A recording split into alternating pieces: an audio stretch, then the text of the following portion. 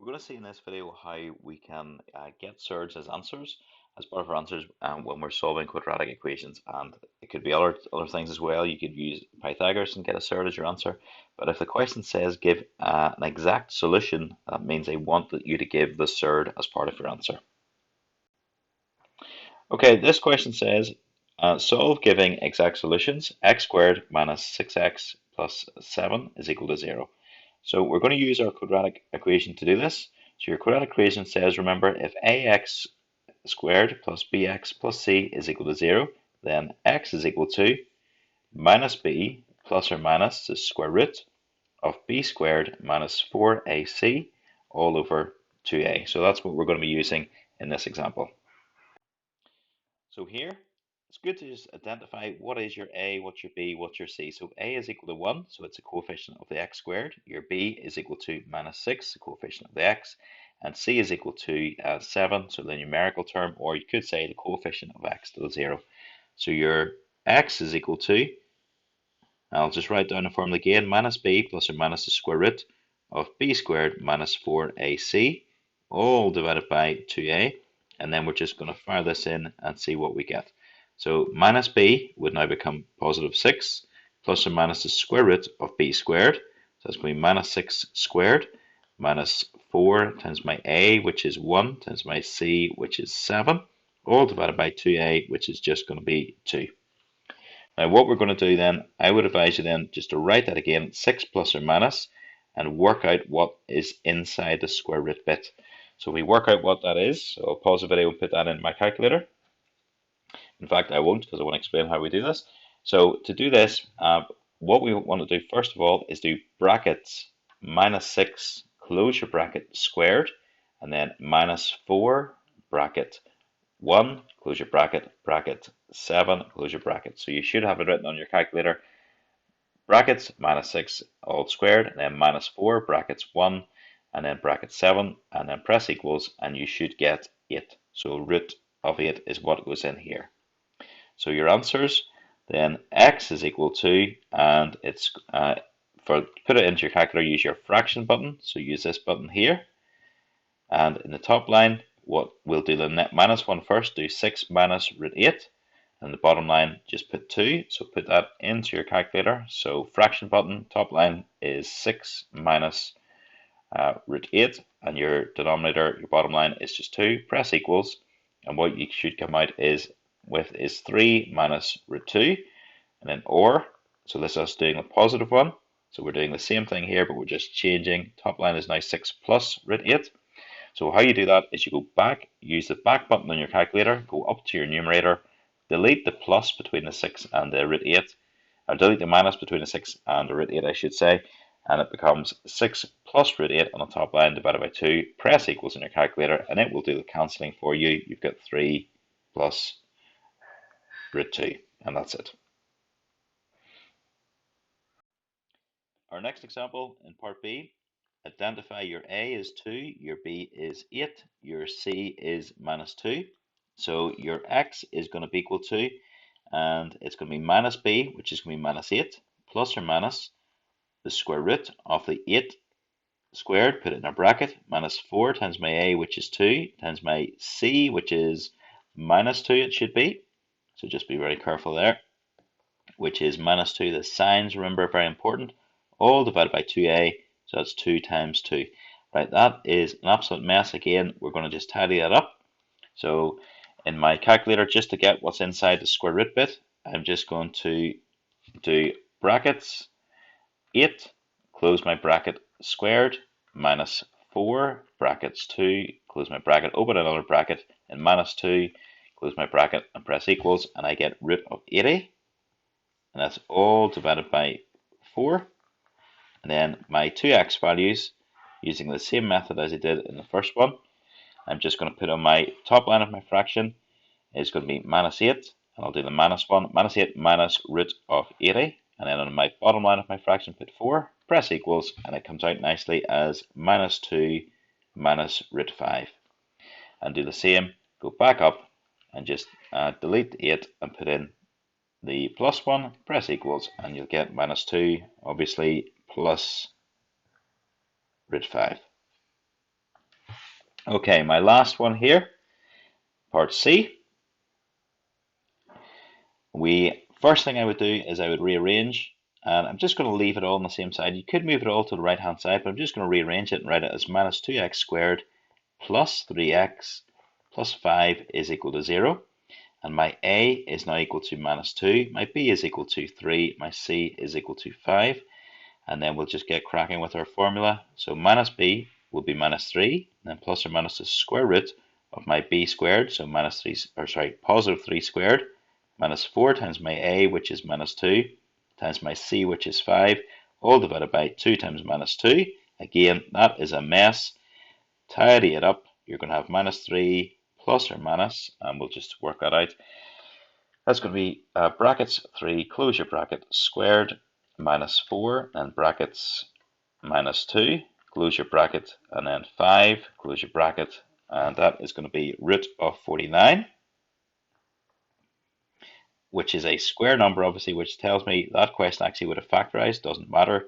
And the bottom line is going to be 4. And then just put those in. Top line of your fraction, I'm going to do minus 3, then minus the root of 49. Just leave it as it is. I know that's 7, but just leave it as it is for make life easy for myself. And then divided by minus 4, and that works out to be 5 over 2, which I'm just going to write as 2.5, or my other one. So let's go back into my numerator, delete the minus between the minus 3 and the 49, root 49, change it to plus, and then I get a lovely exact answer of minus 1.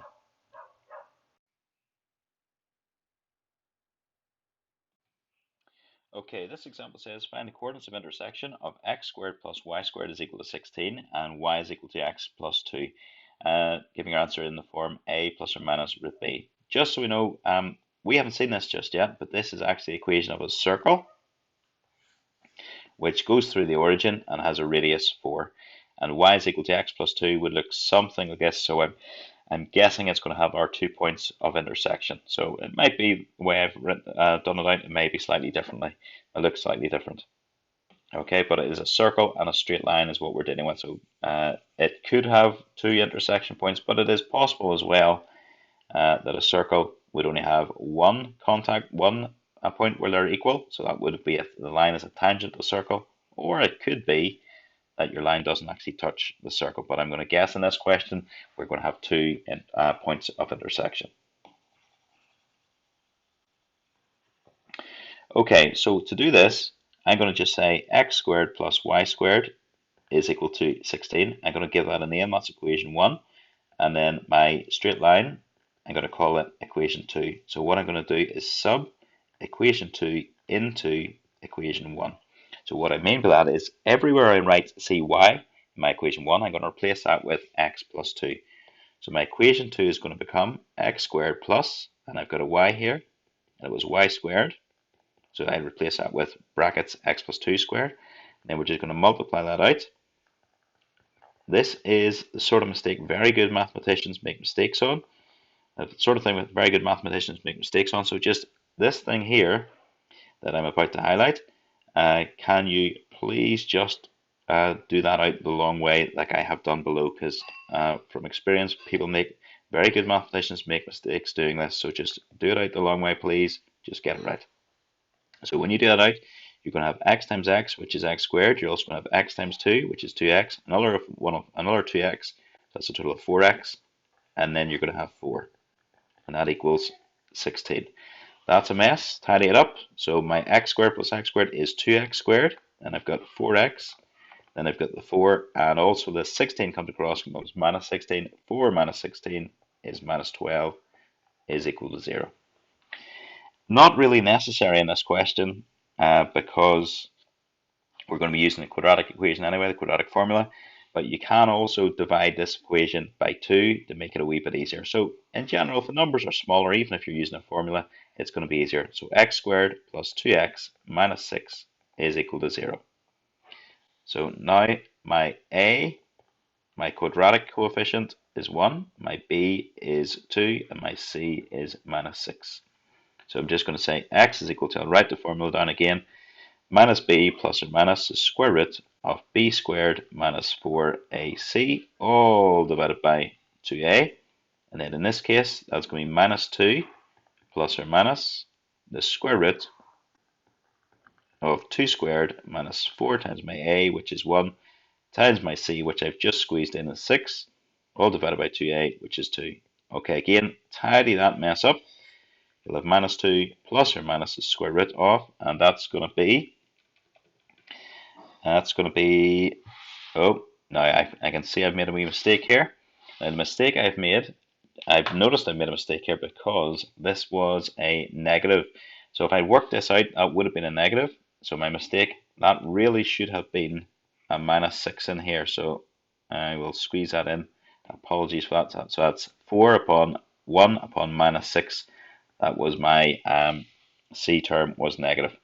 So when we tidy up that bracket, you're going to have the 2 bracket squared minus 4 brackets 1 brackets minus 6, close your bracket, press equals, that's 28, all divided by 2, and then you're going to get your x values.